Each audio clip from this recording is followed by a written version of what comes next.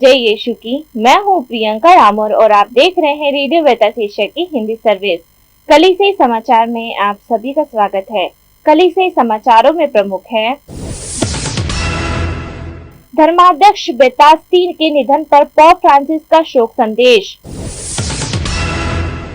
Ukraine शांति mission के हिस्से के रूप में वॉशिंगटन के दौरे पर कार्डिनल जुप्पी, पोप के विशेष दूत कार्डिनल जुप्पी ने अमेरिकी राष्ट्रपति बाइडेन से मुलाकात की। प्रधानमंत्री और कार्डिनल जॉर्ज अलंचेरी ने केरल के पूर्व मुख्यमंत्री के निधन पर शोक व्यक्त किया। चर्च निकाय ने मछुआरों की मौत के लिए राज्य सरकार को जिम्मेदार ठहराया। दलितों का धर्म परिवर्तन कराने के आरोप में ईसाई व्यक्ति गिरफ्तार, 11 ईसाइयों को जेल से रिहा किया गया। मिशनरियों की पुलिस प्रोफाइलिंग से मध्य प्रदेश में ईसाई परेशान। अब जानते हैं समाचार विस्तार से। धर्माध्यक्ष बेतास्तीन के निधन पर पोप फ्रांसिस का शोक संदेश। पोप फ्रांसिस ने इटली के इब्रिया के सेवानिवृत्त धर्माध्यक्ष लुईस बेतास्तीन के निधन पर गहरा शोक व्यक्त किया है तथा उन्हें वाटिकन द्वितीय महासभा से सबसे छोटे प्रतिभागी के रूप में एवं अहिंसा, न्याय और शांति के प्रतिपालक के रूप में याद किया है। पोप फ्रांसिस ने सेवानिवृत्त धर्माध्यक्ष लुईस के निधन पर शोक व्यक्त करते हुए उनके परिवार वालों एवं उनके निधन पर शोक मनाने वाले सभी लोगों को अपना आध्यात्मिक सामीप्य व्यक्त किया है। धर्माध्यक्ष का निधन शनिवार 16 जुलाई को हुआ, जो ठीक एक माह के बाद 100वां जन्मदिन मनाने वाले थे। यूक्रेन शांति मिशन के हिस्से के रूप में वॉशिंगटन के दौरे पर कार्डिनल जुप्पी यूक्रेन में चल रहे युद्ध के शांतिपूर्ण समाधान की तलाश में पोप फ्रांसिस की विशेष दूत कार्डिनल जुप्पी संयुक्त राज्य अमेरिका की राजधानी की यात्रा पर हैं। वाटिकन प्रेस कार्यालय ने सोमवार 17 जुलाई को घोषणा की कि इतालवी कार्डिनल मेत्ताओ जुप्पी पोप फ्रांसिस के विशेष दूत के रूप में वॉशिंगटन की 3 दिवसीय यात्रा कर रहे हैं। बोलनाया के महाधर्माध्यक्ष और इतालवी धर्माध्यक्ष सम्मेलन के अध्यक्ष कार्डिनल जुप्पी के साथ वाटिकन के राज्य सचिवालय के एक अधिकारी भी संयुक्त राज्य अमेरिका की राजधानी वॉशिंगटन की यात्रा पर हैं, जो 17 से 19 जुलाई तक होगी। पोप के विशेष दूत कार्डिनल जुप्पी ने अमेरिकी राष्ट्रपति बाइडेन से मुलाकात की। यूक्रेन में शांति की तलाश के लिए पोप के विशेष दूत कार्डिनल मेत्ताओ जुप्पी ने रूस ले जाए गए यूक्रेनी बच्चों को वापस लाने हेतु वाटिकन के काम पर चर्चा करने के लिए अमेरिकी राष्ट्रपति जो बाइडेन से मुलाकात की। पोप फ्रांसिस के विशेष दूत के रूप में यूक्रेन के लिए अपने शांति मिशन के हिस्से के रूप में कार्डिनल मेत्ताओ मरिया जुप्पी ने व्हाइट हाउस में अमेरिकी राष्ट्रपति जो बाइडेन के साथ बातचीत की। बैठक मंगलवार को स्थानीय समय अनुसार शाम 5 बजे हुई और लगभग 2.5 घंटे तक चली। व्हाइट हाउस द्वारा जारी एक बयान में कहा गया कि राष्ट्रपति बाइडेन ने पोप फ्रांसिस की निरंतर प्रेरित कार्य और वैश्विक नेतृत्व के लिए अपनी शुभकामनाएं साझा की और कार्डिनल के रूप में एक अमेरिकी महाधर्माध्यक्ष के हालिया नामांकन का स्वागत किया। राष्ट्रपति और कार्डिनल ने यूक्रेन में रूस की निरंतर आक्रामकता के कारण होने वाली व्यापक पीड़ा को दूर करने के लिए मानवीय सहायता प्रदान करने वाले परम धर्मपीठी प्रयासों के बारे में भी बात की। प्रधानमंत्री और कार्डिनल जॉर्ज अलंचेरी ने केरल के पूर्व मुख्यमंत्री के निधन पर शोक व्यक्त किया। प्रधानमंत्री नरेंद्र मोदी और सिरो मालाबार चर्च के प्रमुख कार्डिनल जॉर्ज अलंचेरी 18 जुलाई को राजनीतिक और धार्मिक नेताओं के साथ केरल के पूर्व मुख्यमंत्री अमोन चांडी की मृत्यु पर शोक व्यक्त करने के लिए शामिल हुए। बेंगलोर के एक निजी अस्पताल में कैंसर के इलाज के दौरान 18 जुलाई को सुबह 4:30 बजे चांडी की मृत्यु हो गई। ओमन चांडी के बेटे ने एक फेसबुक पोस्ट में मौत की घोषणा की। केरल सरकार ने पूर्व मुख्यमंत्री के सम्मान में 19 जुलाई को सार्वजनिक अवकाश के साथ साथ 2 दिनों के शोक की घोषणा की है। प्रधानमंत्री नरेंद्र मोदी ने चांडी के निधन पर शोक व्यक्त करते हुए कहा कि भारत ने एक विनम्र और समर्पित नेता खो दिया है, जिन्होंने अपना जीवन सार्वजनिक सेवा के लिए समर्पित कर दिया और केरल की प्रगति के लिए काम किया। चर्च निकाय ने मछुआरों की मौत के लिए राज्य सरकार को जिम्मेदार ठहराया। एक चर्च निकाय ने केरल राज्य की सरकार से नाव दुर्घटना में मारे गए 4 कैथोलिक मछुआरों के परिवार को एक विशेष वित्तीय पैकेज प्रदान करने का आह्वान किया है और उनकी मौत के लिए कम्युनिस्ट नेतृत्व वाले प्रशासन को जिम्मेदार ठहराया है।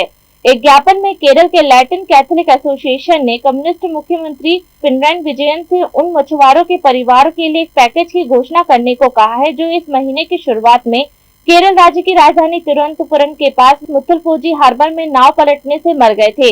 केएलसी के अध्यक्ष वकील शेरी जे थॉमस ने कहा, यह दुर्घटना 2006 के बाद से बंदरगाह में 125 नाव दुर्घटना में से नवीनतम थी, जिसमें 69 से अधिक मछुआरों की मौत हो गई और 700 अन्य घायल हो गए।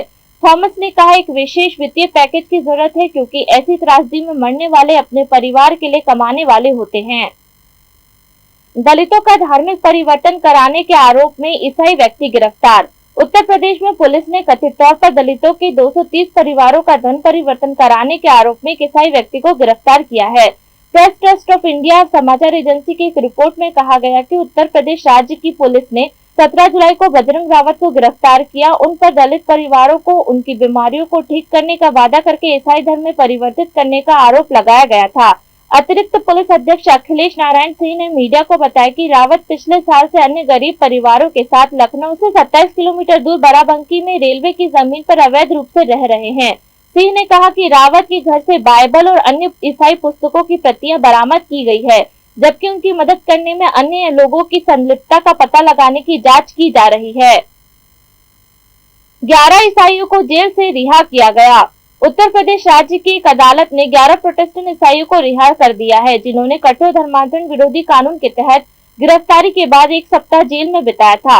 उत्तर प्रदेश राज्य की बहराइच जिले की एक स्थानीय अदालत ने पास्टर बाबू राम और 10 अन्यों को जमानत दे दी है, जिन्हें 17 जुलाई को रिहा कर दिया गया। ईसाइयों की कानूनी लड़ाई में मदद करने वाले सामाजिक कार्यकर्ता दीनानाथ जायसवाल ने कहा, हमें खुशी है कि हमारे भाई जेल से रिहा हो गए हैं। कट्टरपंथी हिंदू समूह बजरंग दल के कार्यकर्ताओं की शिकायत के बाद पुलिस ने उन्हें 9 जुलाई को रविवार की सेवा के दौरान गिरफ्तार कर लिया। कार्यकर्ता जबरन प्रार्थना कक्ष में घुसकर पास्टर और अन्य पर धार्मिक रूपांतरण में शामिल होने का आरोप लगाया, जो राज्य के धर्मांतरण विरोधी कानून के तहत एक अपराध है। मिशनरियों की पुलिस प्रोफाइलिंग से मध्य प्रदेश में ईसाई परेशान। मध्य प्रदेश पुलिस के द्वारा ईसाई मिशनरियों की प्रोफाइल बनाने के प्रयासों ने मध्य प्रदेश में एक विवाद को जन्म दिया है, जहां धार्मिक रूपांतरण का एक गर्म मुद्दा है। मध्य प्रदेश में कैथोलिक चर्च के नवनियुक्त जनसंपर्क अधिकारी फादर अल्फ्रेड डिसूजा ने बताया कि पुलिस विभाग ने नोटिस भेजकर राज्य में सेवारत मिशनरियों की गतिविधियों के बारे में जानकारी मांगी। पुलिस विभाग ने अपने सभी थानाध्यक्षों को राज्य के पुरोहितों और धर्म बहनों के कामकाज के बारे में विस्तृत जानकारी जुटाने को कहा है। अधिकारियों को 15 बिंदु प्रश्नावली पर विवरण इकट्ठा करना होता है, जो किसी व्यक्ति के बैंक खाते और पिछले 3 महीनों में विशिष्ट गतिविधियों जैसी जानकारी मांगता है। पुलिस मिशनरियों से जुड़े किसी गैर सरकारी संगठन यदि कोई हो तो विदेशी फंडिंग और राजनीतिक दल के साथ व्यक्ति के संबंध का विवरण भी चाहती है।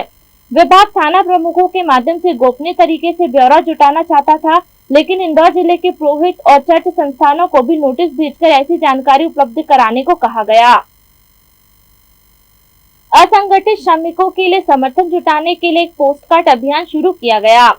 असंगठित क्षेत्र के सभी श्रमिकों के लिए कर्मचारी राज्य बीमा के विस्तार की वकालत करने के लिए तेलंगाना में एक पोस्टकार्ड अभियान शुरू किया गया था। यह अभियान तेलंगाना की राजधानी हैदराबाद में मोनफोर्ड सोशल इंस्टीट्यूट द्वारा वर्किंग पीपल्स गठबंधन के साथ साझेदारी से शुरू किया गया था, जो पूरे भारत में 300 से अधिक स्वतंत्र ट्रेड यूनियन और श्रमिक संगठनों का एक राष्ट्रीय मंच है। 15 जुलाई को तेलंगाना के विभिन्न जिलों में शुरू किए गए इस अभियान को कार्यकर्ताओं और आम जनता दोनों का समर्थन मिला है। यह अभियान श्रमिकों के लिए किफायती स्वास्थ्य देखभाल और सामाजिक सुरक्षा की तत्काल आवश्यकता के जवाब में आयोजित किया जा रहा है। पिछले 5 वर्षों में यह पता लगाया गया कि कारखानों, बंदरगाहों, खदानों और निर्माण स्थलों पर ड्यूटी के दौरान लगभग 6500 कर्मचारियों ने अपनी जान गंवाई है। इसी के साथ कल से समाचार समाप्त हुए। अगली बार फिर मुलाकात होगी नई खबरों के साथ। नमस्कार। रेडियो वेरितास एशिया आपके लिए लेकर आए हैं RBA mobile app. RBA mobile app पर हमारे विभिन्न प्रकार के कार्यक्रमों का लाभ लें, हमसे जुड़े और एशियाई ईसाईयत की आवाज का हिस्सा बने। आज ही ऐप स्टोर एवं प्ले स्टोर से आरबीए मोबाइल ऐप डाउनलोड करें।